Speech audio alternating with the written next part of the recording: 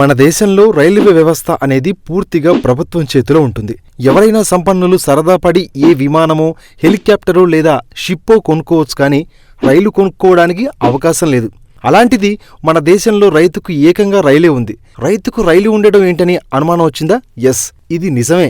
గతంలో రైల్వే అధికారులు చేసిన ఒక పొరపాటుతో స్వర్ణ శతాబ్ది ఎక్స్ప్రెస్ రైలుకు ఒక రైతు కొన్నాళ్లు యజమానిగా ఉండాల్సి వచ్చింది. 2007లో లూధియానా చండీగఢ్ రైల్వే లైన్ నిర్మాణానికి చేపట్టిన భూసేకరణ ప్రక్రియలో రైల్వే అధికారులు చేసిన తప్పిదమే ఇందుకు కారణం.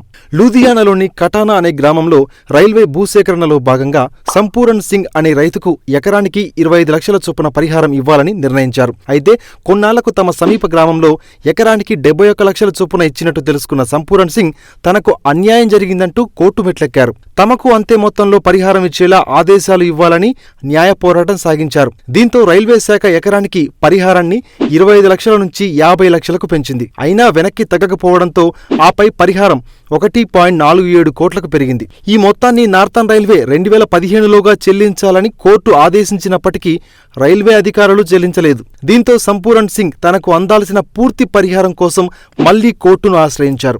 రైల్వే శాఖ 2017 వరకు తనకు కేవలం 42 లక్షలు మాత్రమే చెల్లించిందని, కేసు గెలిచినా పూర్తి మొత్తాన్ని చెల్లించేందుకు నిరాకరిస్తున్నారని పేర్కొన్నారు. దీనిపై విచారణ జరిపిన district sessions judge Jaspal Varma సంచలన తీర్పును ఇచ్చారు. ఢిల్లీ అమృత్సర్ స్వర్ణ శతాబ్ది ఎక్స్ప్రెస్ రైలుతో పాటు లుధియానాలో స్టేషన్ మాస్టర్ కార్యాలయాన్ని జప్తు చేయాలని జడ్జి ఆదేశించారు. కోర్టు ఇచ్చిన అసాధారణ తీర్పుతో శతాబ్ది ఎక్స్ప్రెస్కు యజమాని అయిన ఏకైక వ్యక్తిగా రైతు చరిత్ర సృష్టించారు. కాంపిటేటివ్ ఎగ్జామ్స్కు ఉపయోగపడే ఇలాంటి జీకే కరెంట్ అఫైర్స్ని ఎప్పటికప్పుడు తెలుసుకునేందుకు మీ ఫోన్లో డైలీ బైట్స్ కరెంట్ అఫైర్స్ యాప్ను డౌన్లోడ్ చేసుకోండి. ఈ పోటీ ప్రపంచంలో నిరంతర అప్డేట్గా ఉండండి.